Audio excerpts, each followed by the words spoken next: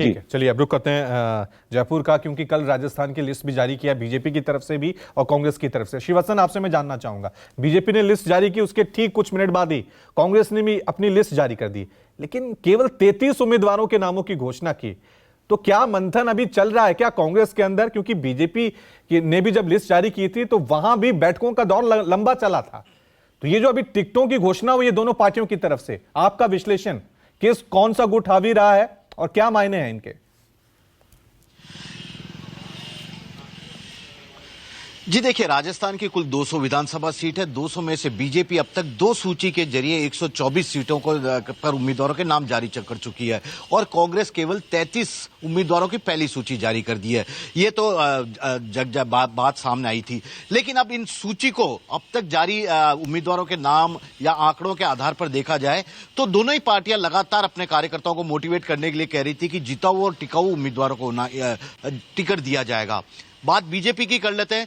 BJP ने टिकाऊ उम्मीदवार की बात की थी कांग्रेस की तरह ही, लेकिन इस बार बीजेपी ने अपनी पहली सूची में ही 8 ऐसे उम्मीदवारों को वापस टिकट दे दिया जिन्होंने की पार्टी में साल 2018 से बगावत करके पार्टी के ही अधिकृत उम्मीदवारों को हरा दिया था और अलग वे बागी बनकर चुनाव लड़े थे। कांग्रेस में नए चेहरों को मौका दिया जाएगा बार बार कहा जाता था, लेकिन एक भी नया चेहरा इस 33 उम्मीदवारों की सूची में नहीं है। महिलाओं को लेकर लगातार कांग्रेस और बीजेपी दोनों बड़ी बड़ी बातें करती नजर आती है, खासतौर पर महिला कानून बनने का, आरक्षण कानून बनने के बाद।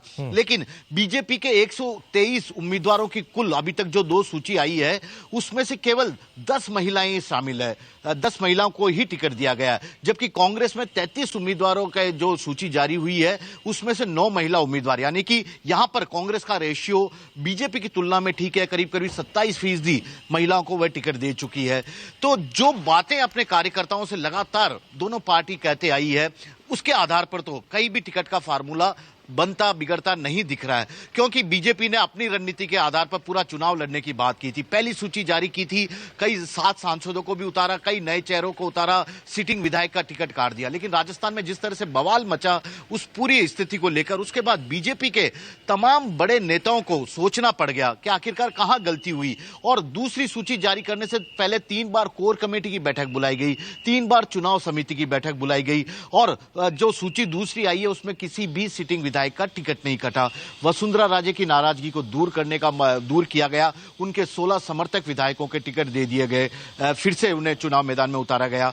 इसके अलावा जितने पार्टी के लीडर हैं, चाहे वो राजेंद्र राठौड़ की बात की जाए, सतीश पुनिया की बात की जाए, पार्टी ने सबको खुश रखने की कोशिश की है, उनके समर्थक विधायकों को भी दूसरी सूची में जगह दी है। यानी कि बीजेपी ने जो तय किया था कि अपनी रणनीति के आधार पर वह आगे बढ़ेगी, यानी कि गुजरात मॉडल के आधार पर वह आगे बढ़ेगी, सब कुछ बदल डालने वाली बात, वह यहां पर राजस्थान में कम से कम कारगर नहीं हुआ है। और बीजेपी ने अब एक बात और साबित कर दिया कि वसुंधरा राजे की भूमिका चुनाव में काफी बड़ी रहने वाली है, क्योंकि अब वसुंधरा राजे का जो बॉडी लैंग्वेज 2 दिन पहले बता रहा था, जब दूसरी सूची जारी होने के कुछ दिन देर पहले की, तो बता रहा था कि वह जो चाहती थी, जिस हिसाब से रणनीति तैयार करने में अपनी भूमिका चाहती थी, उसे आला कमान ने मान लिया है। यानी कि अब चुनाव काफी टक्कर वाला होगा। इतने दिन तो कहा जा रहा था वसुंधरा राजे नाराज है, पार्टी के बड़े नेताओं के साथ उनकी बनती नहीं है, यहां चुनाव प्रचार उस तरीके से नहीं करेगी जितना अब तक वे करती आई है साल 2003 के बाद से। लेकिन अब वसुंधरा राजे को भी खुश किया गया है और बाकी तमाम नेताओं को भी खुश किया गया है, लेकिन कांग्रेस की अभी जंबो सूची आनी बाकी है और उसी के बाद बवाल मचना भी तय है। बिल्कुल बिल्कुल।